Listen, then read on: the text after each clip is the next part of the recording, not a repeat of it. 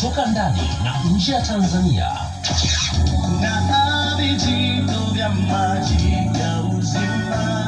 Usikose kufuatilia kipindi hiki, ni hapa Inland Online TV pekee. Mimi Samuel Chem, nikukaribisha tuungane pamoja kwa niaba ya mpiga picha Mabomba. Basi karibu tuungane sote mpaka tamati. Karibu.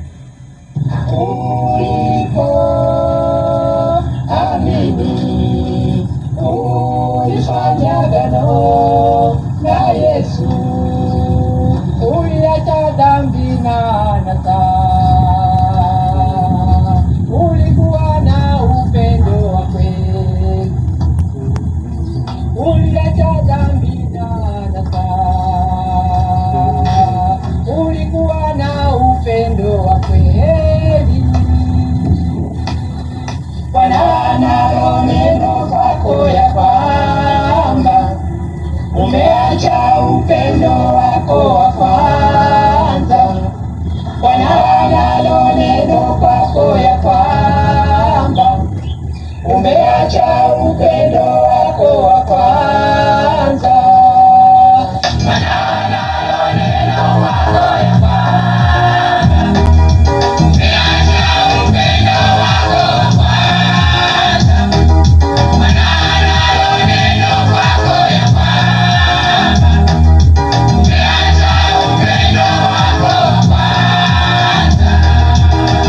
Bwana Yesu asifiwe. Watazamaji, ninapenda tu kwa kifupi niwape historia ya AIC Mwanza Town Choir ilipoanza na mpaka hapa ilipo.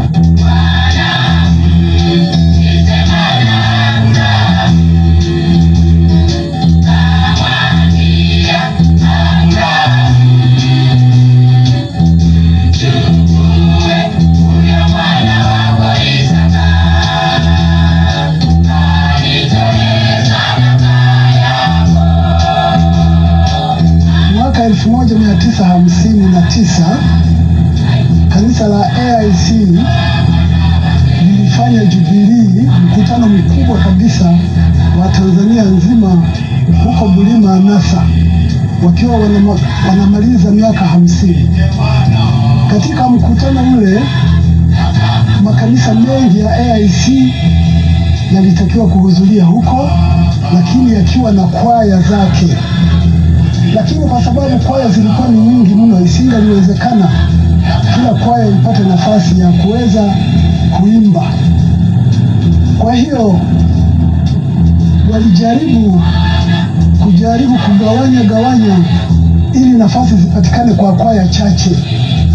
Hapa Mwanza kulikuwa na pastoreti ya Mwanza ambayo basi ilikuwa na makanisa 4: kanisa la Bwiru, kanisa la Butimba, kanisa la Mabatini na Makongoro yenyewe. Uongozi ukaazimia hivi, kila kanisa lilete wanakwaya wachache.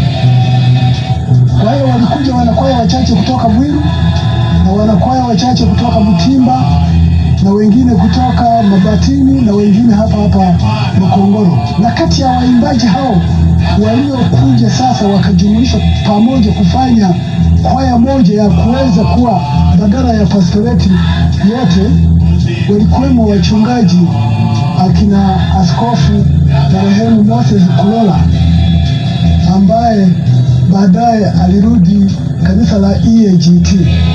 Lakini tulikuwa na wazee wengine wakina Enos Ngoso, hao walikuwa ndio wazee katika kwaya hii. Wakaenda kuimba huko Nasa. Kwa kweli walipokuwa wakiimba, maana walitumia vyombo vya kisasa, walitumia gitaa. Kwa hiyo waliimba kwa uzuri sana, watu walifurahi, ingawaje baadaye ilileta vita kidogo kanisani kwamba hawa wanatumia magitaa, wanatumia magitaa ambayo yanatumika kwenye madensi. Lakini askofu mkuu aliyekuwepo Jeremia Kisula aliwaelewesha Wakristo na kuambia kwamba ukiwa na kisu ukakitumia kumchoma mtu ukamuumiza, hiyo inakuwa ni kitu kibaya. Lakini kisu hicho ukikitumia kwa kumenyea kiazi au mhogo, kinakuwa ni kitu kinafaa katika maisha ya binadamu. Na vile vile alitoa mfano hata wa pesa. pesa ukiwa nayo ukiitumia vibaya inakuwa inaleta dhambi, lakini pesa unaweza ukaitumia hata kueneza Injili. Kwa hiyo watu walifunguka wakaona kwamba Mwanza Town Choir ilikuwa haijakosea kutumia gitaa. Kwa hiyo ndio ilikuwa mwanzo kabisa wa kwaya zote sasa hivi zinatumia vyombo kutokana na AIC Mwanza Town Choir. Sasa waimbaji hawa waliporudi Makongoro hapa, wengine wachache walirudi kwenye makanisa yao, lakini wengine waliendelea kuona kwenye kwaya hiyo. Sasa ilikuwa ina jina la AIC Mwanza Town Choir Combined Choir.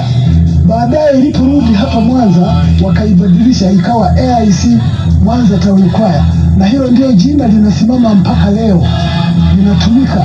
Na hata kwaya imeogopa kulibadilisha na kuiita City Choir kwa sababu litakuwa ni kitu kingine. Kwa hiyo jina la Mwanza Town linasimama pale pale mpaka sasa, linaendelea. Kwa hiyo mwanzo wa kwaya hii ni mwaka 1959 na mpaka sasa inaendelea kutoa huduma za Injili kama ambavyo yamekwisha elezwa.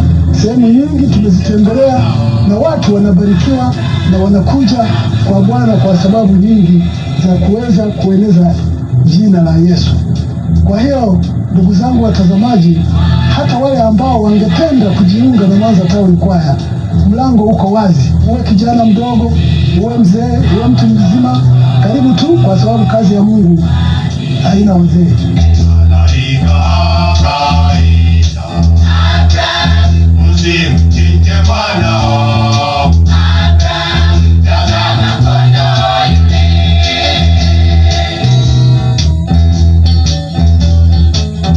Yote ni sawa sawa. Kwa hiyo hapo ndio mwanzo wa Mwanza Town Choir. Sawa. Tumepata vizuri historia hiyo, na tungependa kufahamu sana kuhusiana na melody kuanzia miaka hiyo mwaka 59 mpaka sasa. Melody ile ile pamoja, tamani kutoa kwenye melody nyingine kama kwa nyingine ambazo tunafanya kwa zile za AICT. Labda kipi hasa ambacho kinafanya muendelee kuwa na melody ile ile ya zamani? Kitu gani hasa ambacho kinaendelea kwa hapo? Ni kweli kwamba wakati ule wa nyuma wale waanzilishi wetu walikuwa na walimu wanatumia manoti, yani sofas, ambazo siku hizi zimeshapotea. Sisi tulijifunza kidogo do re mi fa sol la ti do, tumezifahamu, tunajaribu kuzitumia sana ku maintain ile melody. Lakini kubwa sana ni kwamba walimu hatubadilishi. Kwaya hii imekuwa na walimu. Mwalimu wa kwanza alikuwa ni mzee Enos Ngoso. Alifanya kazi mpaka hapo alipoitwa na Bwana kwenye miaka 2003 huko. Na baada ya yeye kuondoka, mimi nikaingia, nikashika nafasi yake. Kwa hiyo melody walizokuwa wanatumia na sisi tumejaribu kuzimaintain ili kuweza kuzitumia, tunakwenda nazo. Sasa hivi utakuta kwamba kwaya nyingi zinaajiri walimu mbalimbali. Mwalimu mwingine atatoka Kigoma atakuja na melody yake, mwingine atatoka Shinyanga atakuja na melody yake, mwingine atatoka Dar es Salaam atakuja na melody yake. Kwa hiyo mchanganyiko huo, kwaya mpaka inajichanganya, inakuwa na melody aina nyingi. Lakini sisi walimu tumetumia ni wale wale. Alipotoka Enos Ngoso nikaingia mimi, bado nipo na walimu wengine ambao wananisaidia. Kwa hiyo melody yetu haibadiliki sana, kwa sababu tunajaribu kwenda kufuata wazazi wetu walioanza mwanzoni, tunaifuata vile vile. Kwa hiyo tunakwenda nayo mpaka sasa, tunaimaintain zaidi. Hatubadilishi walimu, tunakwenda nao walimu wale wale. Sawa kabisa. Album ya Njoni Tumwimbie ilikuwa ni album ya ngapi? Album ya Njoni Tumwimbie ndio ilikuwa namba 1 kabisa kwa album za AIC Mwanza Town Choir. Ndio ilikuwa namba 1 kurekodi.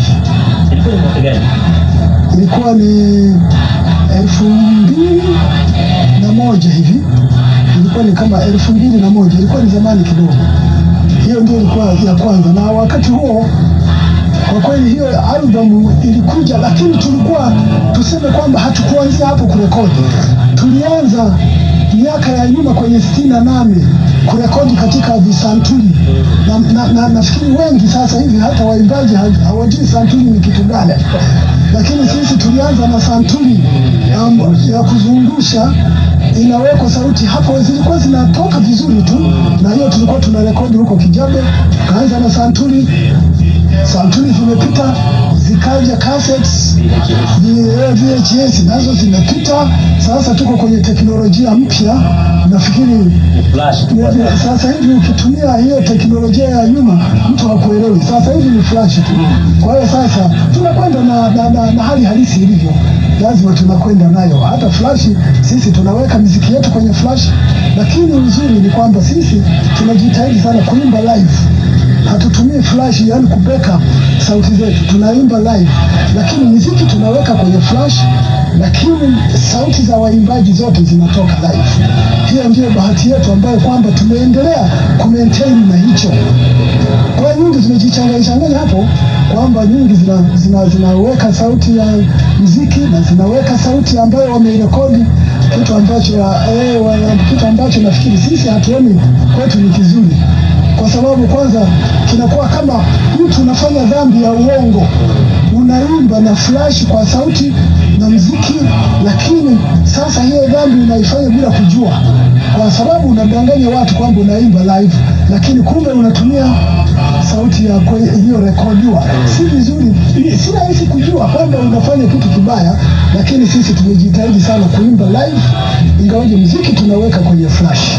Sawa, mwalimu, mwisho kabisa tungependa pia kufahamu kwa sasa miaka ya zamani na sasa hivi katika tasnia ya uimbaji kuna mabadiliko gani hasa ambayo yapo kwa sasa hivi? Kwa sababu kuna mabadiliko kwa nyingi kwa sasa hivi, kuna utaratibu mmoja unaotumia wengine kama YouTube wanapata mapato, lakini miaka ya nyuma ilikuwaje hasa swala zima la kujitangaza sasa? Miaka ya nyuma kwa kweli ni tangazaji ni kwamba tulikuwa tunajaribu tu kwenda kueneza neno la Mungu kwa uimbaji. Unakwenda mahali fulani, unaimba live, naita watu wanakuja, wanahudhuria pale, wanakuwa wanaweza kusikia neno la Mungu. Lakini sasa hivi kuna tofauti hiyo, kwamba wengi wameifanya kama biashara, na hasa mtu mmoja wanaoimba mtu mmoja. Hata ukikuta katika huduma zao za uinjilisti hawako sana, wanajaribu kuimba, wanaweka kwenye YouTube, wanafanya biashara, lakini nafikiri sio malengo ya uinjilisti kwa kufanya hivyo. Sawa, wanaimba, wanaweza watu wengine wakasikia wakapenda, lakini sasa hivi sana imekuwa ni biashara tu, hawaendi kwenye malengo ya uinjilisti. Kwa hiyo yetu ya uinjilisti zaidi. Yes.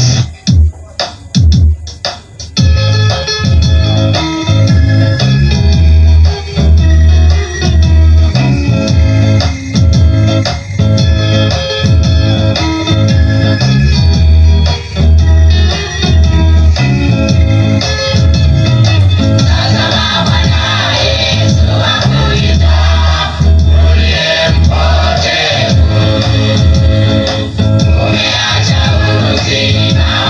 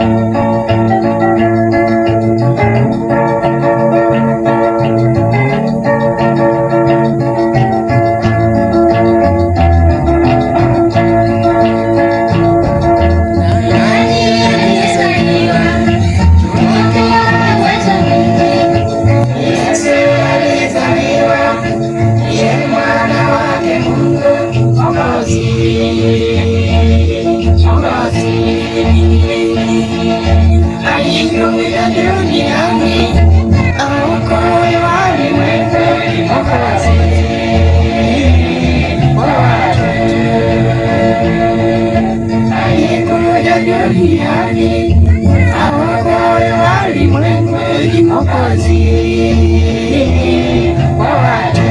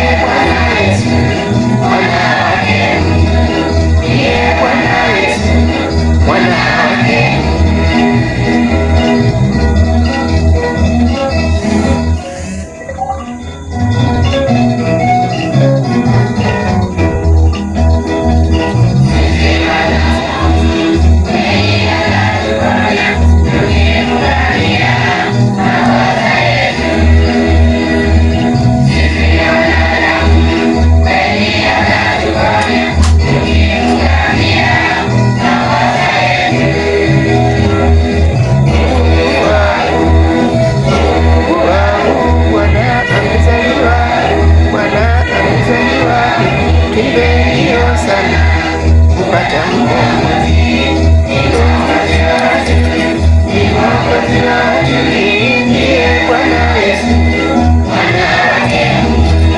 Ndiye Bwana Yesu, mwana wake.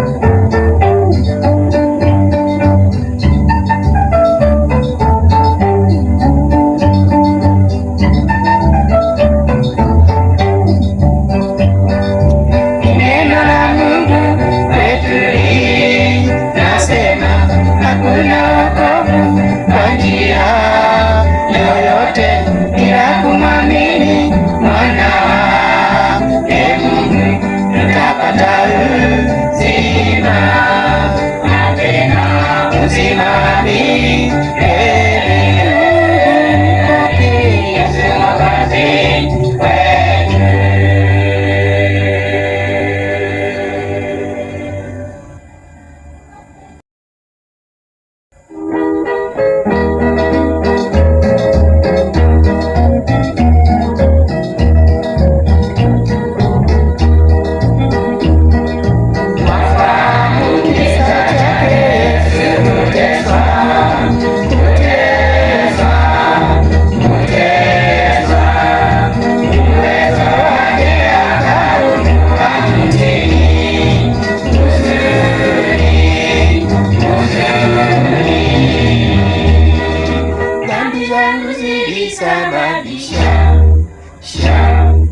Kwa kuteswa kazisafisha,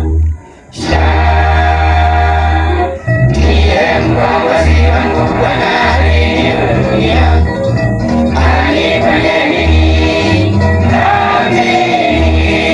Kweli ana upendo ulio ajabu, Bwana wangu Mwokozi.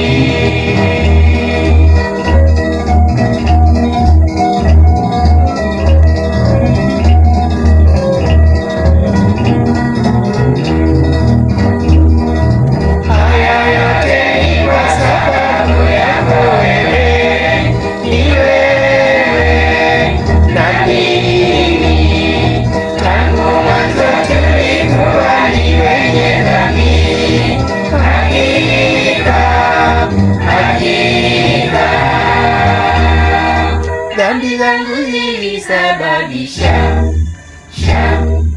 kwa kuteswa kazisafisha,